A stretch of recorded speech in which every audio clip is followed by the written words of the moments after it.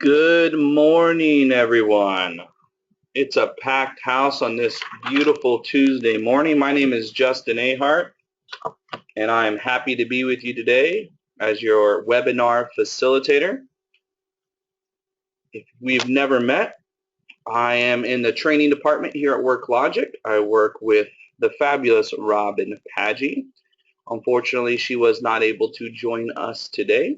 She had prior commitment, so I hope to be able to deliver the material in a manner similar to what Robin would do. We all know she's great, and it's hard to replace her, but let's see if we can do it. If you're new to the webinar, let me just kind of share with you a couple housekeeping items, I guess you would say. We did upload the PowerPoint to the handout section. If you look at the right hand of your screen, you should have a toolbar. There's a lot of different options for you. You can download the PowerPoint packet. Some people like to take notes on the PowerPoint packet, so feel free to do that. It's in PDF version, so it's easily downloadable. If you would like to ask a question, or if you have a question during today's webinar, I will do my best to answer that. Just go ahead and type it into the questions box. If I can't get to it during the PowerPoint presentation or during the webinar, I will check at the end of our session today to see if we have any questions that I can answer. So with that being said, welcome to Worklogic HR's webinar involving showing employee appreciation and helping employees grow. Like I said, there's a packed house today, so I imagine that people want to get some more information with employee appreciation and how to help their employees grow. So let's see if we're able to provide some for you today. So I want to start off with this statistic taken from the Bernstein report. It says organizations that give regular thanks to their employees far outperform those that don't. You mean to tell me a paycheck's not enough? You mean to tell me I have to give thanks to my employees as well? A paycheck isn't going to do the job? Well, yes, that's what we're trying to tell you. The goal of an employee recognition program is to show appreciation for an employee's achievement and to continue to motivate those employees to continue those positive behaviors. Successful employee recognition will help the organization retain key employees and keep employees happy along the way. So yes, it goes a little bit more beyond the paycheck and the other benefits that come along with being an employee. In organizations where recognition occurs, employee engagement, productivity, and customer service are about 14% better than in those where recognition does not occur. So there's a business purpose to recognizing your employees. There's a business purpose to thanking your employees and going above and beyond the paycheck. Because when you do so in an effective way, and we're going to talk about some ineffective and effective strategies today, this is what you get. These are the results. You get engaged employees. You get employees that are more productive. The customer service is higher than employers that don't do so. So there's a business purpose to this as well. It's not just the warm and good, fuzzy feeling stuff. We want our employees to enjoy the place that they work. We do want that, but there's also a business case for it, and that's probably the most important for most businesses. Companies with recognition programs highly effective at improving employee engagement have 31% lower voluntary turnover than their peers with ineffective recognition programs. If you ever worked for a business, or maybe your current company is dealing with high turnover rates. High turnover rates amongst your employees can be devastating, could be absolutely devastating. And so another benefit, along with the productivity, along with increased customer service, is that an effective employee appreciation program can help cut down on your employee turnover. Now, there's no magic formula for cutting down an employee's turnover. You know, if you've dealt with it, you've probably tried to discover the magic formula. I wish I knew. I would bottle that formula, patent it, and try to sell it throughout the world. But there's no magic formula. But this is a key component to it, is making sure employees feel appreciated at work That's going to help keep them around longer. Here's the problem, though. Even though probably most of us realize that an employee appreciation program is important, it is valuable, the problem is most employee recognition programs that we have in the workplace today are ineffective. Just because we recognize an employee doesn't necessarily mean that they feel appreciated. You might think, what do you mean, Justin? I'm giving them an award. I'm giving them a paid day off. I'm giving them a Starbucks coffee. I'm recognizing them for their behavior. They're not going to feel appreciated? Not necessarily. And we're going to talk a little bit about why. There are some programs that are ineffective. So here's one question to ask yourself. We're going to do a lot of self-evaluation today. And it's not to point fingers. It's not to say, ooh, somebody's doing something wrong. It's just to kind of get a pulse to see if your program's outdated or not. Well, there's a big business in employee recognition. There's a $46 billion market for recognition. Its primary focus is on tenure-based recognition programs, but it's clearly failing, and it's out of sync with modern practices. What do I mean by that? Well, a lot of employers nowadays are just focusing on recognizing employees that have just stuck around the company. They're tenure-based programs. And tenure-based reward systems have virtually no impact on organizational performance. And so that's why we say it's ineffective, or that's why the study says it's ineffective. The idea behind an employee recognition program is to make people feel appreciated and in turn positively impact your business. And so just think about it. Have you ever stuck around personally a job for a few more years just to get a gold watch or some plaque like I have on the top right-hand side of your screen? Of course you have. Employees just sticking around doesn't help the company reach its goals and move forward. Highly effective and motivated employees move the company forward. And so if I'm just being recognized for the years of service that I put in, yes, that is great. Loyalty is a great characteristic to have. But if that's the only time or the only source of recognition that I'm receiving from my supervisor or from the company I work for, well, it doesn't motivate me to reach higher levels. It doesn't motivate me to grow and be a high performer. It just motivates me just to stick around. Just try not to lose my job. Try not to make any mistakes to be put on the chopping block. That's basically what it's saying. So why most employee recognition programs don't work? Well, here are a couple reasons.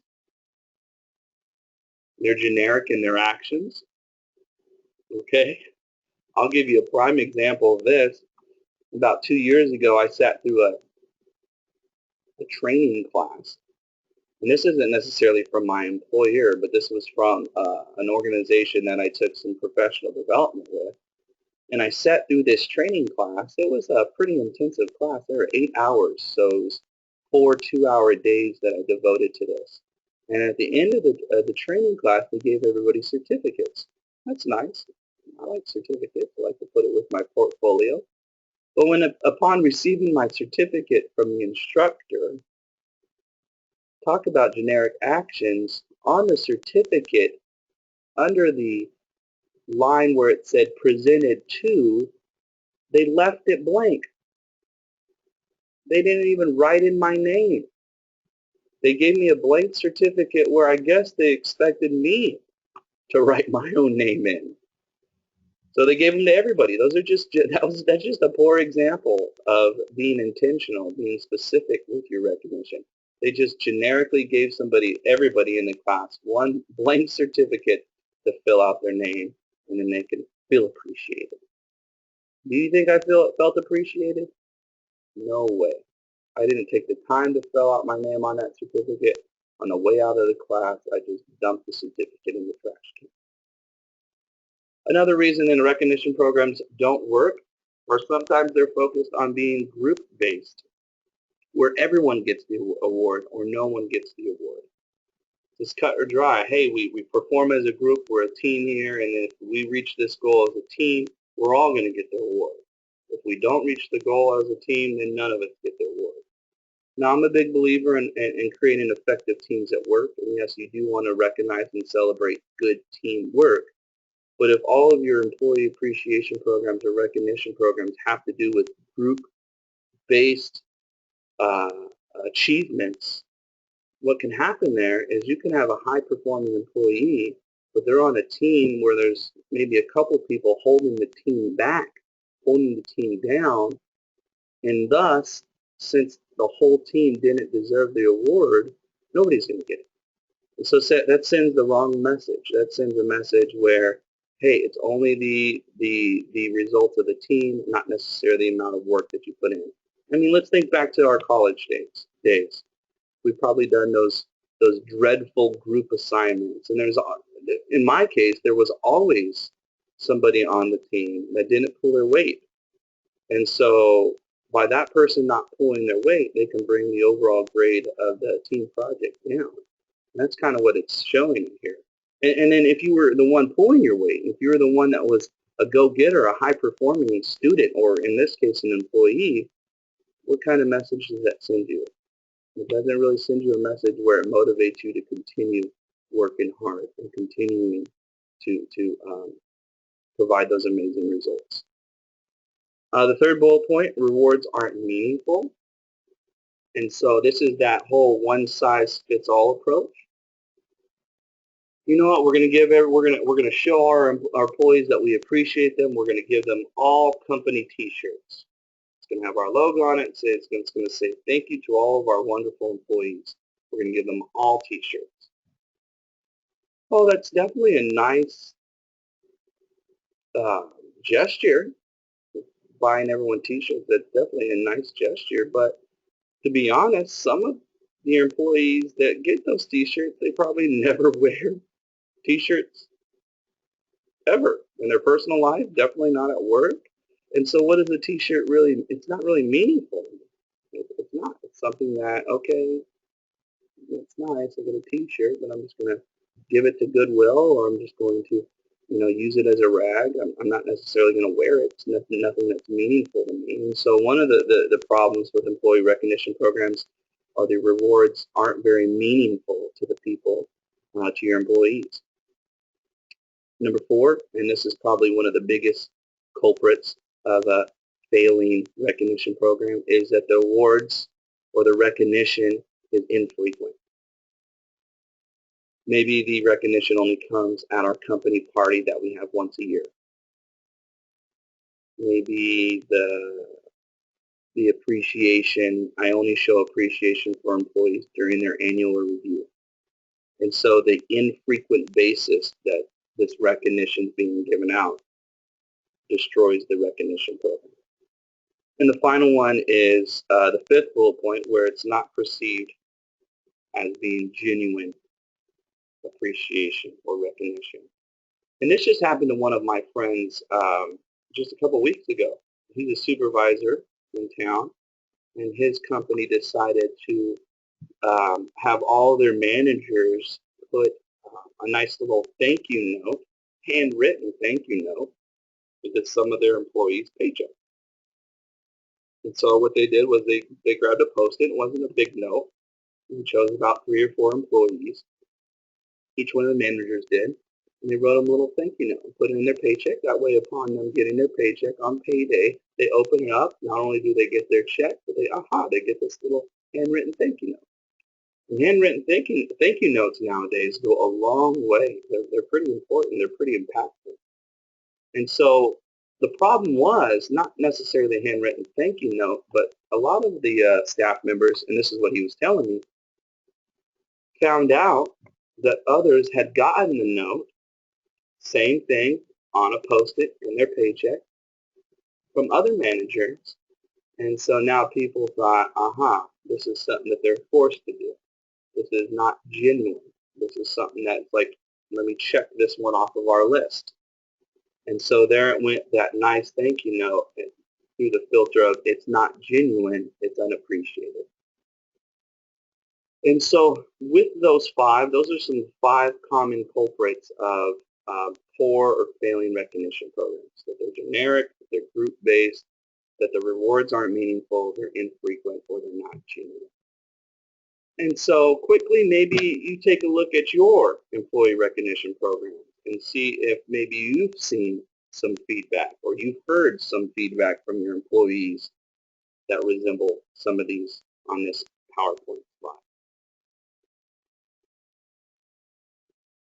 So those are what employers are doing to kind of fail at recognizing their employees. But let's talk a little bit of why having an effective recognition program benefits everyone. Benefits the employee, benefits the company. And again, I think I mentioned it earlier, but there's a business purpose behind it. The business purpose of recognition is to drive greater levels of discretionary effort. What do I mean by discretionary effort? Well, you hear the term a lot in the workplace. We have an employee, they give 110%. Well, that's kind of what I think about when I think of discretionary effort. It's an employee that goes above and beyond expectations. They're not just looking to meet status quo, to do the bare minimum. These people give 110% in their job. Okay? And the way you get people to give 110% is when they feel inspired to do more, when they feel inspired to put all of that effort into their jobs. Not everybody comes into the workplace looking to give 110% every hour, every minute they are at their job sites. But as a supervisor, as an employer, there's things that you can do, and one of it's recognizing your employees that can motivate them, that can inspire them to give that discretionary effort. And that's what we're going to focus on today. This is the reason that you want to put some effort, you want to put some energy, and you want to put some resources into making sure you have an effective appreciation program at your company. It's so that you have employees striving to be great, striving to do more than just the status quo. So I'm not going to read this whole list to you, but just think about some of the benefits that come from employees giving 110%. I mean, you show them that you appreciate them, you inspire them to do more, you're going to retain them. We talked about the turnover rate and more. We talked about, hey, you can increase your productivity. That means revenues, and maybe your profitability goes up. Safety, your safety at your workplace improves. People are working more safe. And how are they working more safe if they feel appreciated? Well, they're just not another number. They're just not another cog in the wheel. You really care about them. You really care about their professional life and maybe even their personal life. And they're going to tend to care more about the company. And when you care more about the company, maybe I'm not going to be as careless when I'm doing these safety-sensitive tasks. Reduces absenteeism. That's big. We talked about turnover costs. You need your employees to be at work as much as possible. Employees that feel valued, they're going to be at work as much as possible. So these are just some of the benefits that come from showing employees that you care and that you appreciate them. So now what I want to do is take you through the 5 best practices that Robin has been able to find through her research that experts in the field say are best practices for creating effective recognition programs. Okay? And my goal behind any training that I do, even webinars, is that you were able to take 1, 2 things from our time together. And so, I would encourage you, I would challenge you to take a look at the information that we're about to go over and see if there's any way, any strategy that you might be able to implement in your company that could possibly make your recognition program more effective. So again, do a self-evaluation. And you might not be the person at your company that can make these type of changes. If you are, great. But if you're not, maybe you need to note some of this and you share the PowerPoint with them.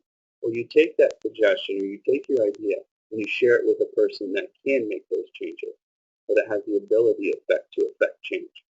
And you put the ball in their court and see what they say. So the first best practice we have here is research shows whenever you're doing a recognition program, you should recognize people based upon specific results and behaviors. Don't just give someone a reward for being Employee of the Month. Give them an award for delivering outstanding customer service. All right? Be very specific with the results and behaviors that you want to encourage. That's the reason you do that. You recognize people based upon those results, based upon those behaviors, because you're hoping that their peers, that other people throughout the company see, aha, so-and-so got this reward, or so-and-so was complimented on this project because of this behavior. And so they see it, and they're able to put two and two together, and they're able to say, if I want this type of appreciation, if I want this type of recognition, I need to be more like that employee, or I need to achieve those results. There's different, we went over it. One of them we went over. There's different types of recognition you give, like tenure-based. You can do that. That's fine. We caution you, if that's the only type of recognition you give, to rethink that. But there's all types of stuff. You can do years of service. You can recognize people for being safe, to earning degrees or certifications, to providing customer service. But again, we really think, and research shows, that if you're going to choose one thing to focus on, is you focus on the results or behaviors that you want your employees to demonstrate. So do that. So again, not just an Employee of the Month program where there's really no criteria, or employees don't know how to earn Employee of the Month. No, you have a very strategic approach to how and who am I going to nominate to be our Employee of the Month, and why. That why is crucial. Why did they earn Employee of the Month?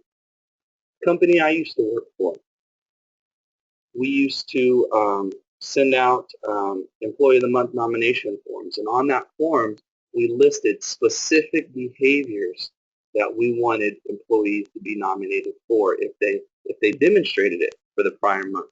Specific behaviors, we had about 10. And so as supervisors nominated their employees for that recognition, they had to highlight, they had to find employees that fell under one of those 10 criteria. So again, yeah, it's an Employee of the Month, but they're Employee of the Month because of this reason. Second one, I really like this one, and this is something that I've never experienced until coming over to Worklogic, was research shows if you're able to implement a peer-to-peer recognition system, it's going to make your employee appreciation or recognition program be more effective.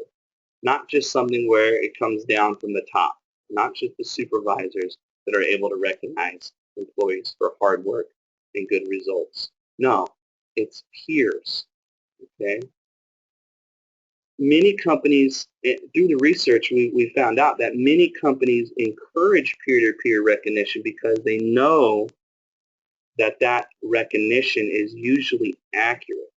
Peers often deliver more detailed, effective feedback since they have more opportunities to observe their coworkers' performance directly. I like that. Yes, you are a supervisor. Yes, you do have a connection with your team, but you're not around them, most likely. You're not around them all day long. You're not around them. I mean, some of you may supervise employees off-site, that are off-site. And so a peer-to-peer program lets employees recognize other peers for those specific results or behaviors that you've outlined. Here at Worklogic, I mentioned I've never experienced this program until I moved to Worklogic. Well, here at Worklogic, we have something called the Core Values Cup. It's outstanding. I love it. Basically, the Core Values Cup is this nice trophy that our president purchased. Started this almost a year ago. But this is a nice trophy, okay? We spent a little bit of money on it. And then what he did was it has little plaques around the trophy with our core values. And so our core values, and I'm going to share them with you in a few slides, but there's different core values like wow, customer service, or doing more with less, etc. Those are specific behaviors that we want to encourage here at Worklogic. And so he passed the trophy off to get it started to one of our coworkers, okay? And then every week, that coworker, at the end of the week on Friday, recognizes one of their peers for demonstrating a core value. Oh, it's wonderful. Every Friday, we get emails blasted out of who won the Core Values Cup for this week and why they won it. And then what floods our inboxes after this are the congratulation messages. Now, if you're not a big believer in reply to all emails, this might irk you a little bit, but it's, I mean, I've had the honor of winning the Core Values Cup one time. And I can tell you, on the day that I received it, not only did I truly appreciate the message that was delivered to me with the award, but the congratulations that flooded in after that email went out was very touching. And so peer-to-peer recognition programs are important. So if you're interested in starting a peer-to-peer recognition program, you should involve your employees in designing it, okay? Get their input. Remember, we want to recognize people based upon what's meaningful for them. So if you're creating something new, maybe this does stick out to you as something that you want to try. Get some employees involved in creating the recognition program. You want to avoid launching new recognition programs without ensuring the whole crew is on board, okay? You want to try to get feedback and buy-in from the team. So if that's something that you want to do, take a look at it. Get some feedback in. Maybe you get online and try to research some other best practice strategies for peer-to-peer. And then maybe you can come up with something that works best for your company. Number 3 is share recognition stories. Do it as much as possible. Use your company newsletter, use a blog, use staff meetings, use social media, but share the recognition program. Share the recognition stories. This is the latest recipient of the Core Values Cup. His name is Brandon. He works in our safety department. I don't know if it's large enough for you to see on your screen, but we put this on our Facebook page, okay, with a little blurb about why Brandon won the award, what he does for the company. And so this blurb was taken straight out of the email that the person who delivered the award to Brandon sent out to everybody. But again, this is nice. This is good stuff. This is stuff that your clients, your customers would love to see. This is stuff that employees would love to see. I know whenever we give out the Core Values Cup, I share it. I particularly know that the week that I won it, I shared it on my Facebook page, and I got more congratulations. And that was even more touching. And so this could be a great marketing thing for you, a marketing tool for your company as well. But share your recognition stories. Don't hold them in. Get them out. Staff meetings, social media, email, company newsletters. You can get creative with that. The 4th best practice is make recognition easy and frequent. Do you have to recognize everything? No. You don't say, oh, congratulations, you showed up to work on time today. No. You don't want to overdo it. However, you don't want to be on the other extreme and just do it annually. Or sometimes, I know some employers I've worked with, they don't do it at all. You want to make recognition easy and frequent.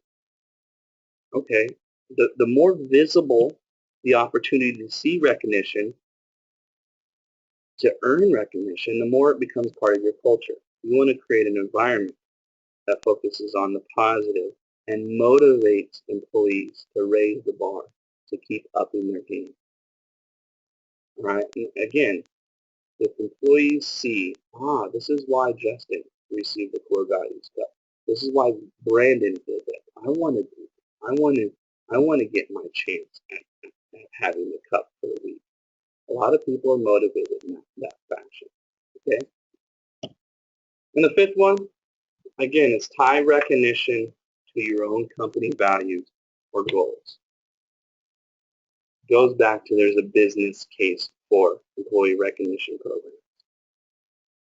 Tie it back to what you want your company to be known for. What is your company's value? What's your company's mission? If you recognize people based upon those behaviors, those results, you're going to benefit your company's bottom line. You're going to benefit your company's uh, reputation in the community, etc. Okay. Thank you is tied to your company's strategy, customer service, innovation, teamwork, or even a revenue cost-cutting goal. So I'm thanking you because you delivered great customer service. That's one of my values. I'm thanking you because you were very innovative in problem solving that issue last week. That's tied to my company values. So take a look. Here's WorkLogic's mission. Here's our vision. Here are our values. And so whenever we pass out that core values cup, we're hitting some of these. Brandon, you deserve the cup this week because you're able to do more with less in the safety department. There's only 3 of you in the safety department, but we have several clients that need your time and your attention. And you make it happen, even though you're in a department that doesn't have very many staff members. And so we thank you for that. So these are our values. These are our mission. And so what we recognize our employees based upon has to do with that, okay? Because that's what we're focused on here. All right? So those were the 5 best practices. Maybe you got something out of there. Maybe you didn't. Finishing up on this first part of the webinar, because this is a 2-part webinar, but finishing up on it, here's just some overall information when it comes to recognizing people. People feel valued if appreciation is communicated regularly. We talked about that. We don't want this to be an infrequent event. We want to make sure appreciation and recognition is abundant. Don't overdo it though. Number 2, expressed in the language, and we put that in quotations because we're going to refer to this book in the top right-hand corner, but expressed in the language most important to the recipient. All right? And so what are we talking about languages? There's a very popular book out by Gary Chapman called The 5 Love Languages. All right, it's a relational book. Excuse me. Well, he did a little spin-off. Him and Paul White created a book called The 5 Languages of Appreciation in the Workplace. It's an amazing book. I encourage you, if you haven't read it, maybe you've read The 5 Love Languages, that you read this. I know several companies that have done book studies, book peer reviews with this book, and they've tried to implement some of the appreciation languages into their company culture. It's a great and fantastic book. But people feel valued and appreciated if it's individualized and delivered personally. And then finally, that it's authentic. And so let's quickly just do just a flyby of the 5 languages of appreciation. We don't have enough time to cover this in depth. But again, I highly encourage you to read this book if you have a chance, to give it to somebody in your company that maybe has the opportunity to affect change when it comes to employee appreciation programs. But basically, there's 5 languages of appreciation at work that Gary Chapman and Paul White discuss. Words of affirmation, so that's stuff like reassuring words like thank you for your input or great job on this presentation. It serves to motivate and show gratitude towards team members. So it's just that words of affirmation, those compliments that are given out. Quality time, so that's going out of your way to spend a little more time with team members discussing topics that are relevant or important to them. You're giving of them your time. And we could probably all understand the value of that. Well, I don't work with most of you, but I can imagine that you're all pushed for time. You're busy, busy people out there. And so when somebody carves out 5 minutes, 10 minutes, it doesn't have to be full day uh, events, but 5 minutes, 10 minutes, and is able to sit down with you and talk to you about the projects that you're working on. Maybe go into a little bit of what's going on in your personal life. Nothing inappropriate, but just giving of their time. Wow, that shows that you really care. So some people, they feel appreciated when you give them your quality time. Number three is acts of service. Your words of gratitude could land on deaf ears to some people, meaning that, hey, that's nice. Those are nice compliments. But again, that's not my language. That's not what I am motivated by. But maybe acts of service is one of them. So they would rather maybe your help finishing a project rather than thank you for your hard work. If you're able to do something for them or assist them, going out of your way to lend a hand might mean more to them than giving of your quality time.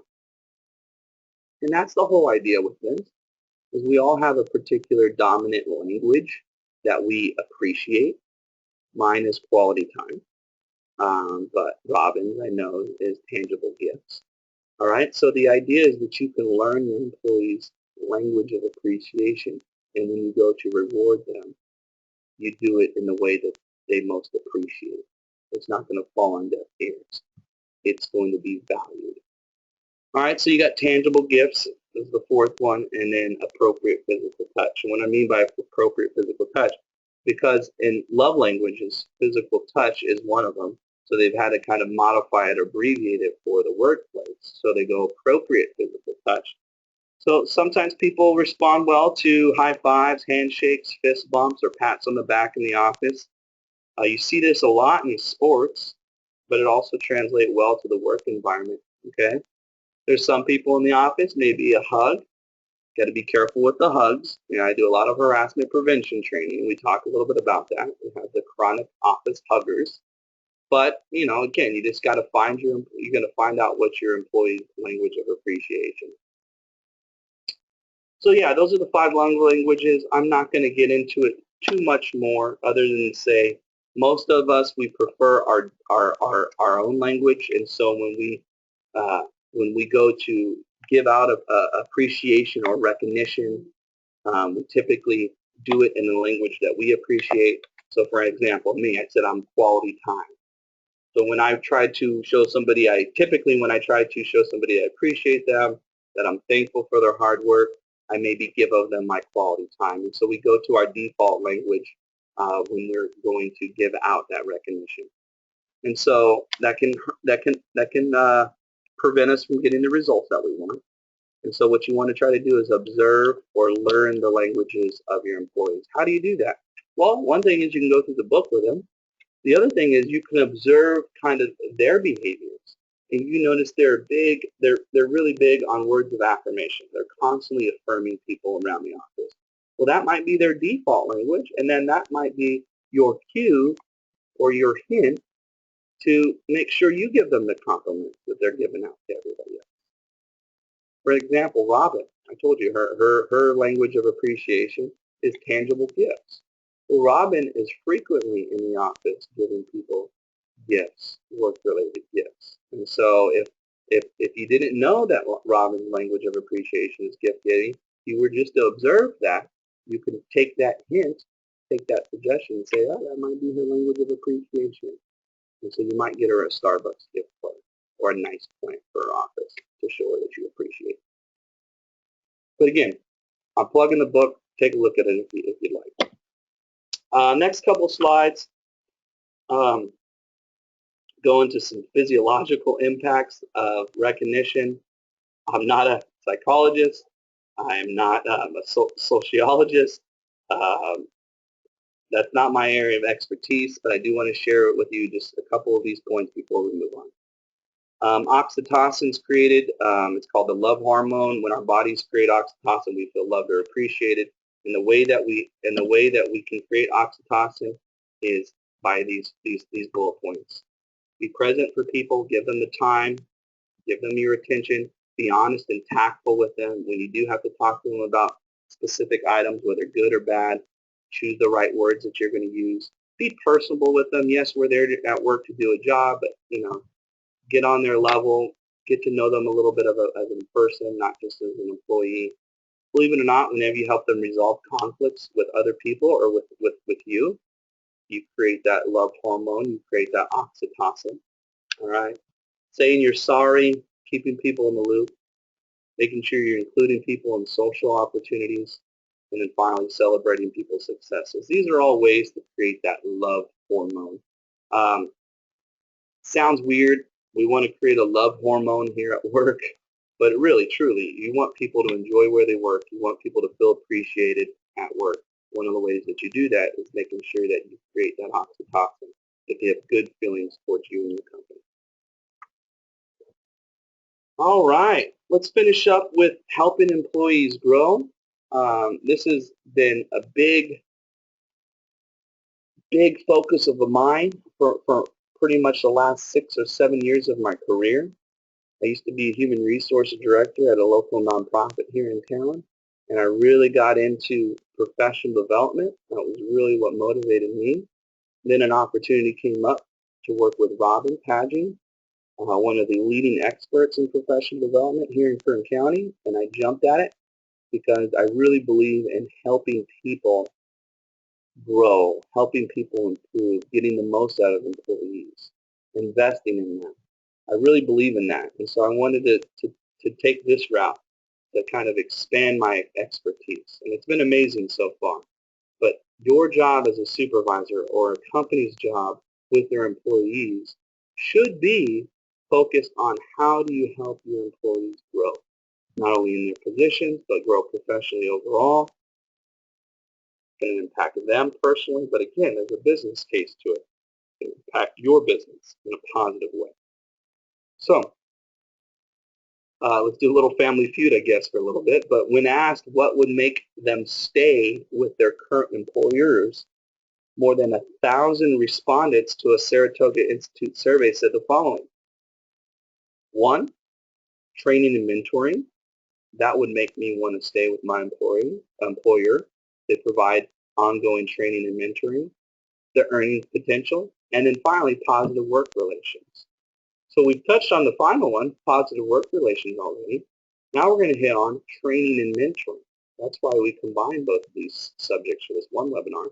They're kind of linked hand in hand. But again, going back to, we want to keep and retain our key employees. How do we do that? Make them feel appreciated and valued and help them improve and grow in their position.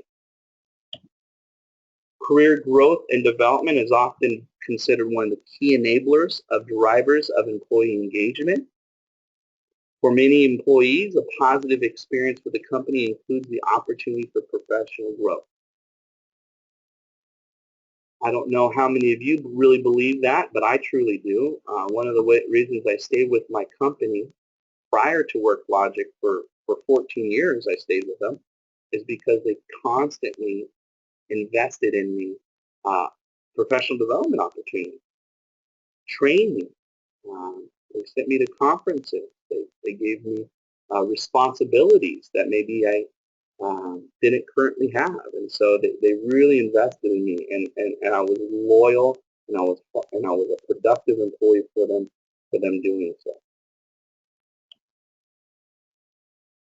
So the number one reason people flourish in an organization is their immediate supervisor. Truly, if you supervise employees, that should be kind of your mantra.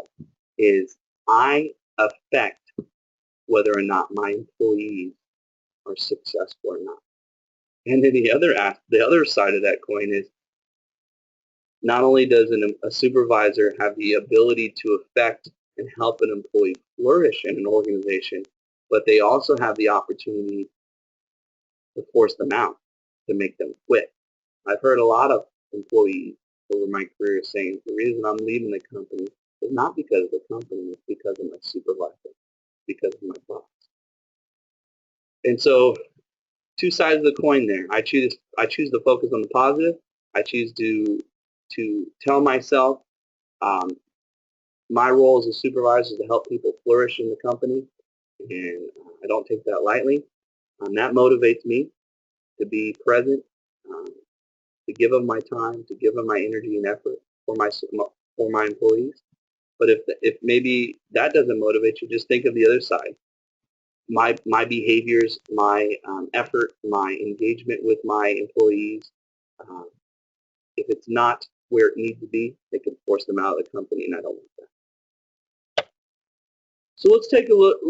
Let's take a look at what you can do to help your employees grow at your company. And again, employees leave supervisors who fail to do the following. So if you do the following, this is going to hopefully prevent some of that involuntary turnover.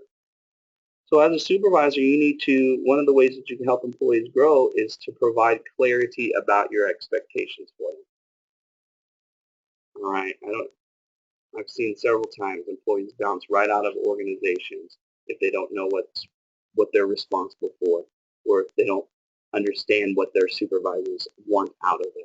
And that happens. And the way that happens is, man, we're so busy, we've got so many things going on. We needed this employee yesterday, so I just got to get this employee in, get them somewhat orientated, and boom, push them out there because we're building the plane as we're flying it, and we need you in there right away. And so that's how it happens, is you're so crunched for time, you need people so badly that you just force them into the position, and boom, they don't know what they're expected to do. They don't know what they're responsible for or how to do it. And so see you later. The other thing that really keeps employees around, again, is providing opportunities for career development. Giving regular feedback about your performance. So again, we're not waiting until the annual review to talk to you about the goods and the bad. It's an ongoing coaching, mentoring process. And the final one is you're able to provide a framework for the employee where they perceive that they can be successful here at your company. So let's get into these a little bit further. So providing clarity about expectations, what is that? Well, first thing you're doing is you're providing an upfront, mutually understood and accepted basis for reviewing and discussing performance results. What do I mean there? When I first get an employee, or maybe it's not, you can start this at any time. I'm going to sit down with them and say, hey, you in this position, these are your duties, these are your responsibilities, this is what I need out of you, these are my expectations for you. I'm clearly going through those with you. I'm going to tell you how you're going to be able to achieve those. I'm going to hopefully put you on a path to be successful so you can achieve those. But what it does is it lets you know that this is what you're going to be held accountable for. I check for understanding to make sure you understand what I'm asking out of you, okay? Because we're going to review your performance, and I want you to be successful. I want you to be able to cross X, Y, and Z off your list that you got to accomplish. But it takes time in the beginning. You have to invest the time to do so. The other thing that providing clarity about your expectation does is it reduces misunderstandings about the results that the employee is expected to achieve. You ever get the, oh, I didn't know I was supposed to do that, or you didn't tell me I was supposed to do that. You ever get that? Sometimes it's a blatant lie. They did know they were responsible for it, but sometimes you can point the finger at yourself because no, you didn't fully orientate them to the position and what your expectations are. So there should be no misunderstandings. When I came to work here at Worklogic, that's what Robin did with me for the first couple weeks of my position. Make sure I felt orientated to the position, make sure that I understood exactly what my responsibilities were here at Worklogic. And she asked me if I, understood. She made sure I was clear with it. And she continues to check in with me 9 months down the road. And the last thing, and this is where it was really beneficial for me, when Robin sat down and clearly went over her expectations, it helped me be able to monitor my own progress during the year. I had goals. I knew her expectations. And I even have them posted right now on my cubicle where I can look to the right of my computer monitor and check in with those daily just to kind of see how I'm doing, see how it's coming along.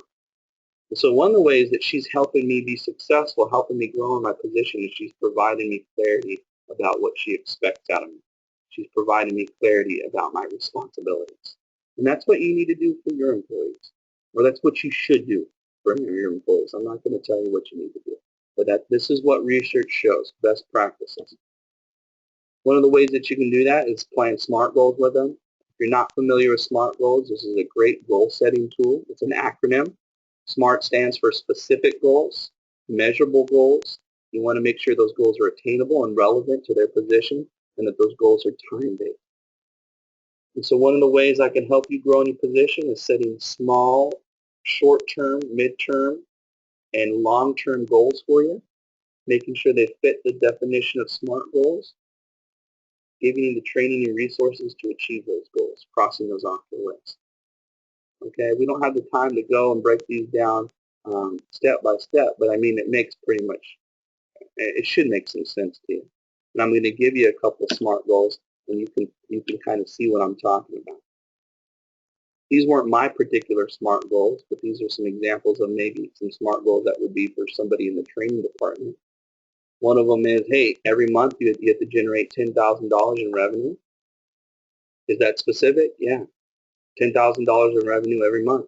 Is it measurable? Yeah. Did you generate $10,000? Is it attainable? Well, that one you're going to depend. I mean, hopefully it is. The person that's getting this goal, hopefully they're able to do that. You don't want to set a goal up for somebody that's unattainable, all right? So yeah, is it attainable? We'll say it is. Is it relevant? Yes. Part of the training department's goal in the overall organization is help generate revenue. So yes, it's relevant. Is it time-based? Yeah. Talks about doing it by the end of the month. That's an example. It's one sentence long. But giving these SMART goals or setting up goals for your employees early in the process is going to help them grow. It's going to help motivate them and help stretch them to reach those goals. And again, if not, here's your goal. Good luck with it. I never check back in with you. No, I'm constantly checking back in with you. I'm observing your performance. I'm coaching you. I'm mentoring you.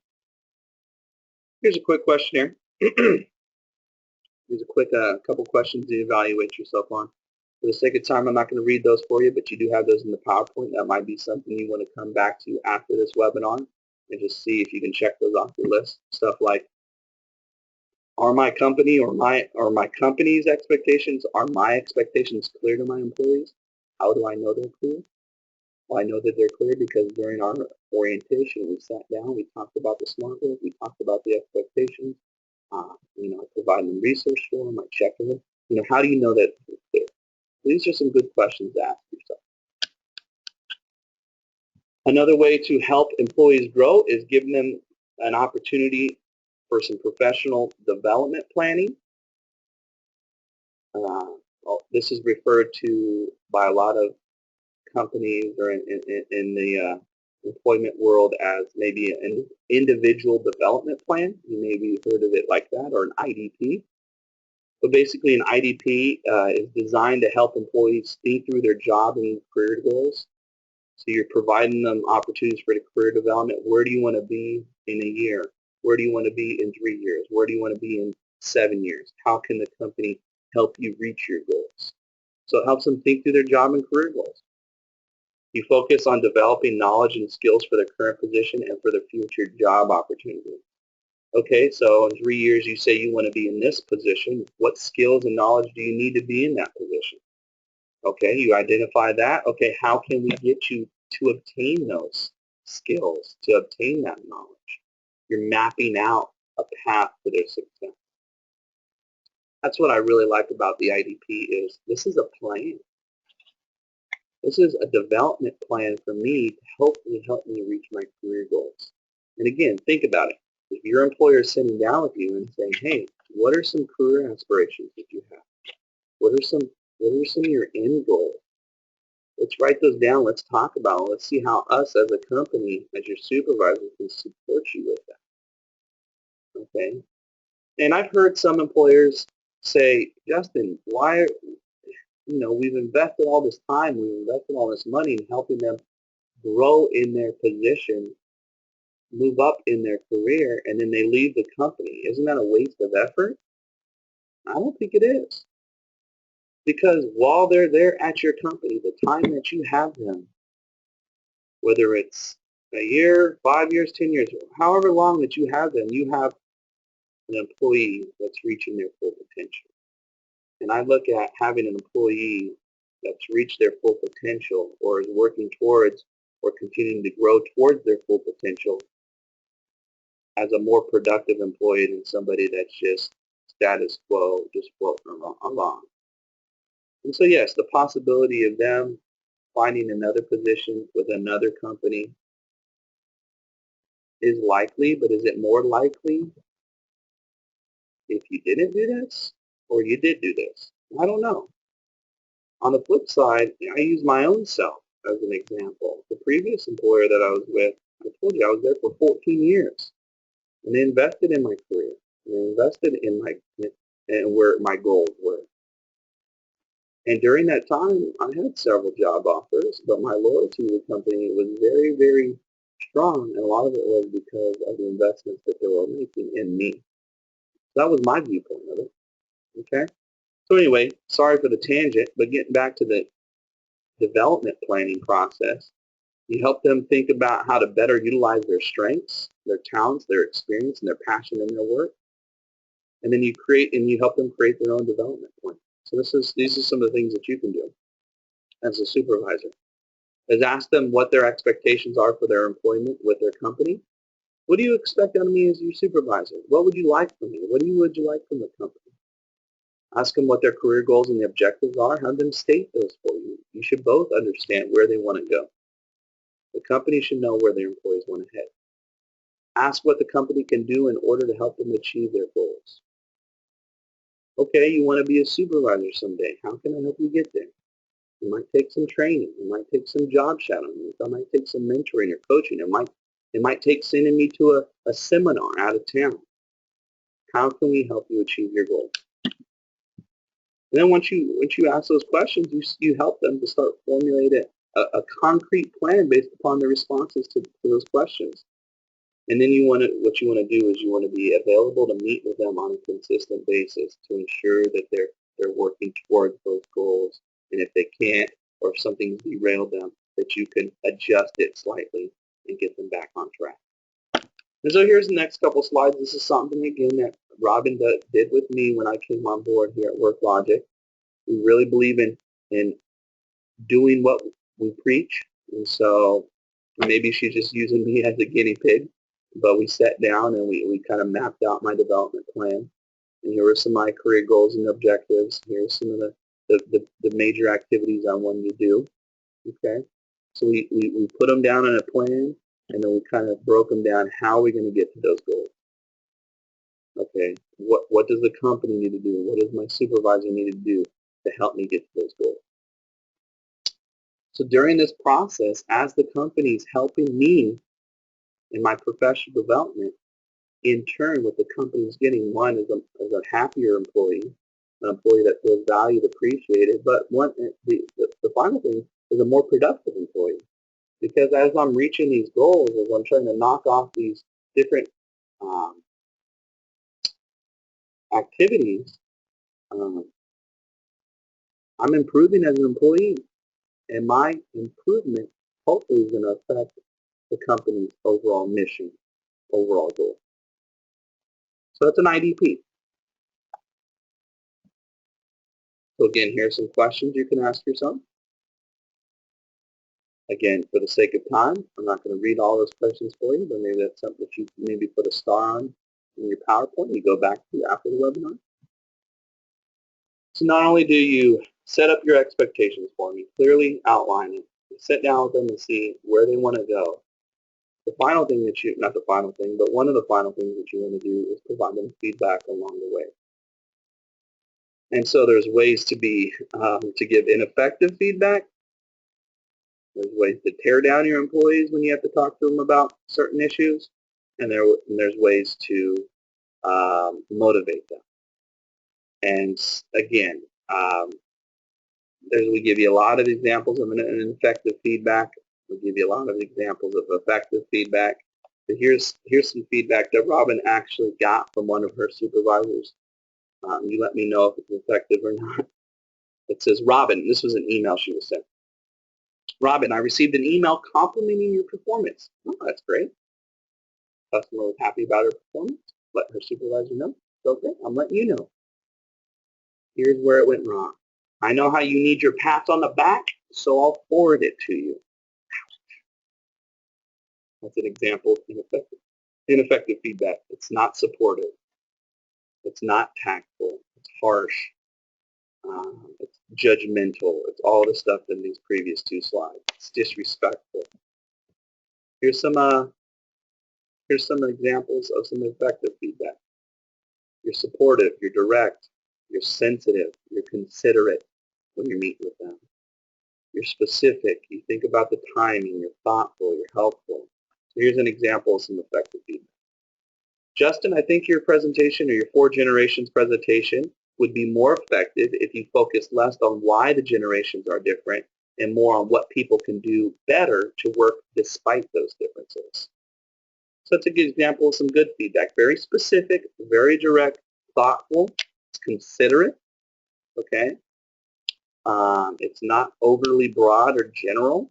It drills down to the point. It's supportive, helpful. Okay, so those are 2 examples of ineffective and effective feedback. But coaching and mentoring is a big part of helping employees grow. And then finally, provide a framework in which employees perceive they can achieve. Well, give them the tools that they need to be successful. Like I mentioned, it might be resources like we need to invest some money into some training for this employee. Remove some barriers to success. What are those barriers? Is it maybe the people that they're working with? Is it some other distractions? Whatever barriers that are preventing them from being successful, can you remove those from their path? I like this 3rd bullet point. Have high expectations for your team. That's really important. The whole self-fulfilling prophecy. I expect that you're a great employee, that you're going to be doing well, and you're going to meet my expectation. And then finally, celebrate their successes, and we talked a little bit about that. So in conclusion, when your company embraces a modern recognition program and assists employees in reaching their full potential, trust and engagement go up, improving employee morale, quality, and customer service. So there's a business case to showing employees that you appreciate them, to helping them grow. And hopefully today, you've been able to find 1 or 2 strategies that you might be able to implement at your company that can help in both of those areas. Thank you for joining us for today's webinar. We really appreciate you doing so. If you have any questions or comments, my email address is there. My phone number is there as well. I believe Robin's back on track for next Tuesday. Please join us. And again, thank you for your time today and have a great rest of your week. Take care.